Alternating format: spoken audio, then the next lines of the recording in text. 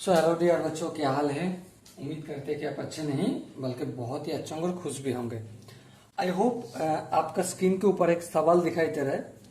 उस सवाल को एक बार पढ़ लेते हैं, उसके बाद हम डिस्कस करेंगे। Okay. If A equal to B sorry A minus B equal to 5 and B minus A equal to 5, then what can we conclude. देखो, यहां पे दो कंडीशन है। क्या है? A minus B equal to 5 है। हाँ ठीक है। और क्या है?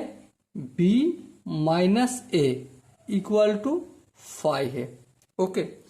तो यहां पे जो कॉन्सेप्ट है उस कॉन्सेप्ट को एक बार दोहराते हैं और एक बार समझते हैं।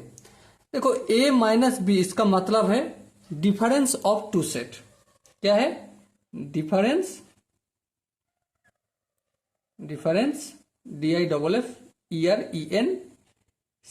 Difference of two set. तो हम डिफरेंस ऑफ टू सेट कैसे निकालते हैं, इसको एक बार डायग्राम के माध्यम से और एक बार रिवीजन कर लेते हैं, समझ लेते हैं। उसके बाद हम इस क्वेश्चन को जो भी सवाल आंसर होगा वो लिखेंगे। ठीक है, चलिए। हम अगर ए माइनस बी ऐसा करें, मान लो कि ए सेट है ए और ए सेट है बी। ठीक है। अगर ए माइनस बी करे तो ए में से जो कॉमन पार्ट है ना, ये जो कॉमन पार्ट है इसको हटा देना होगा। उसके बाद जो भी आंसर है उसको लिखना है। बिल्कुल। देखो, इसी चित्र को मैंने एक काम करते हैं, इधर पे भी ड्राइंग करते हैं। ओके। मान लो एक सेट है ए, इसके ऊपर एक सेट लिख डाला। क्या लिख डाला? B set. ठीक है। तो ए से बी हटाएंगे तो बचेगा क्या? कुछ नहीं बचेगा। मतलब ए का जो इलाका है बी का भी तो वही इलाका है। हाँ बिल्कुल। तो इलाका दोनों एक ही है, मतलब एलिमेंट्स दोनों एक ही है। तो क्या बचेगा? ए माइनस बी 5 हो जाएगा। हाँ बिल्कुल। तो इसी बात एक कंसेप्ट इस जगह पे लगा है। ठीक है। तो अगर आंसर हमें लिखना है तो लिखना क्या होगा? We have A minus B equal to 5।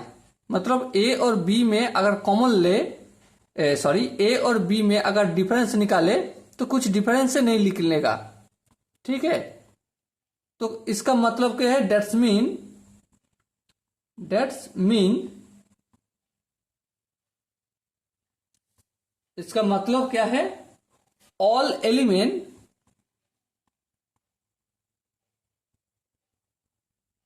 Of the set A is the are लिखना होगा यहां पे, are the common elements of set B. ठीक है। Also B minus A equal to 5, that's mean which means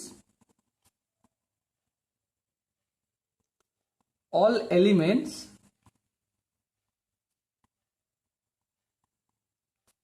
of the set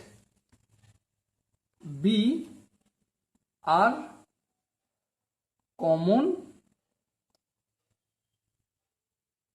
elements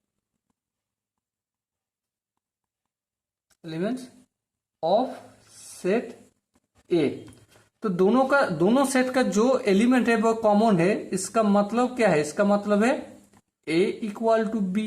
I hope आप समझ गए होंगे। अगर किसी जगह पे थोड़ा बहुत भी डाउट है तो कमेंट में भी बताना, आपके लिए डेडिकेटेड वीडियो लाऊंगा। ओके।